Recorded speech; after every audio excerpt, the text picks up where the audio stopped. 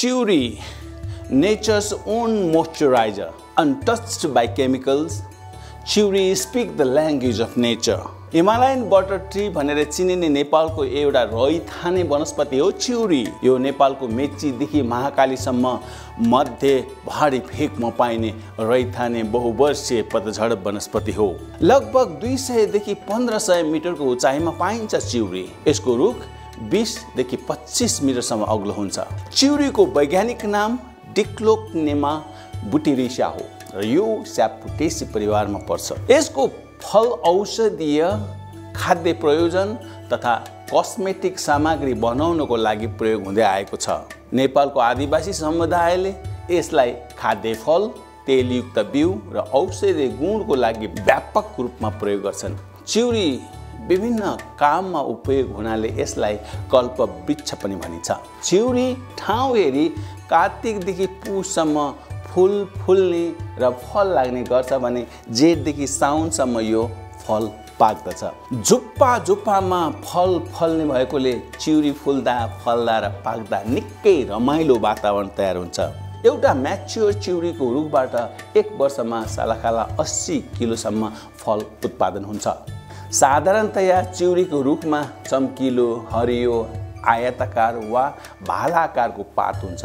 यी पातहरू गाईबस्तुलाई चारोको रूपमा प्रयोग ल्याउने गरिन्छ।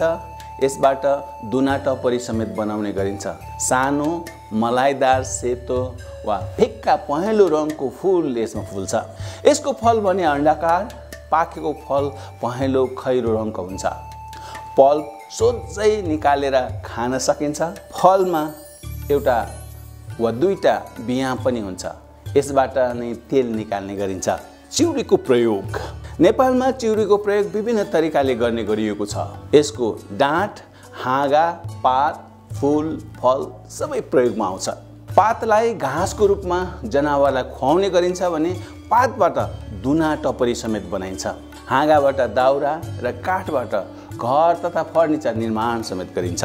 कतै कतै चिउरीको दुध निकालेर यसमा खिर बनाई खाने चलन पनि छ। साथै चिउरीको फलको पल्पबाट जुस र जाम पनि बनाउन सकिन्छ।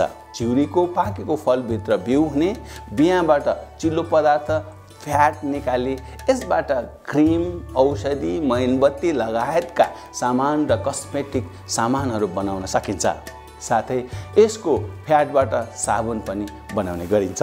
चिउरीबाट दूध वा घिउ बन्ने हुँदा यसलाई कतै कतै गरिबको गाई भनेर पनि चिन्ने गरिएको पाइन्छ। यसको फल प्रोटिन, कार्बोहाइड्रेट, भाइटामिन सी लगायत पौष्टिक तत्त्वको स्रोत पनि हो।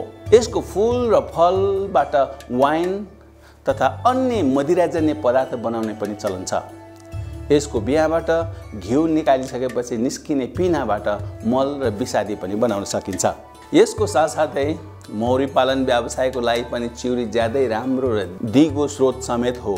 चिउरीबाट मौरीको फूल फुलेदेखि फल पाकुन्जेलसम्म करिब 8 महिना रसको स्रोतको रूपमा पनि लिन सक्ने भएकोले चिउरी पाइने क्षेत्रमा निकै बढी गुणस्तरीय मह उत्पादन हुन्छ। एक अध्ययन अनुसार नेपालले वर्षेनी 17,000 टन भन्दा बढी चिउरीको मह, चिउरी हनी उत्पादन गर्ने गरी विदेशी मुलुकमा निर्यात गर्न सक्ने बलियो सम्भावना रहेको देखिन्छ। चिउरीको आर्थिक मात्र होइन, असल रुख प्रजातिको हैसियतले पनि यसको वातावरणीय महत्त्व उत्तिकै छ। वातावरणीय सन्तुलन कायम गर्न र भूक्षय नियन्त्रणमा चिउरीको योगदान झनै बढिरहेको छ। चिउरीको औषधीय प्रयोग परम्परागत उपचारहरूले छालाको रोग, पाचन विकारहरूको लागि चिउरीको बोक्रा, पात र तेल प्रयोग गर्छन्। बाथरोग, पोलेको र घाउहरूको उपचारको लागि यसले मद्दत गर्छ। चिउरी बटर, लिप बाम, लोसन र हर्बल मलममा प्रयोग गरिन्छ। सुक्खा र जलन भएको छालालाई शान्त पार्ने प्राकृतिक सफ्टनरको रूपमा पनि यसले काम गर्दछ। यसको साथसाथै चिउरीले नेपालको सांस्कृतिक र परम्परागत महत्त्व समेत बोकेको पाइन्छ। नेपालका आदिवासी चेपाङ, थारू समुदायले चिउरीलाई धेरै महत्त्व दिन्छन्। उनीहरूले यसलाई पवित्र रूप मान्छन् र प्राय अनुष्ठान र उत्सवहरूमा यसको प्रयोग गरिन्छ। चेपाङ परिवारमा दाइजोको रूपमा समेत चिउरीको बोट उपहार दिने चलन रहेको छ।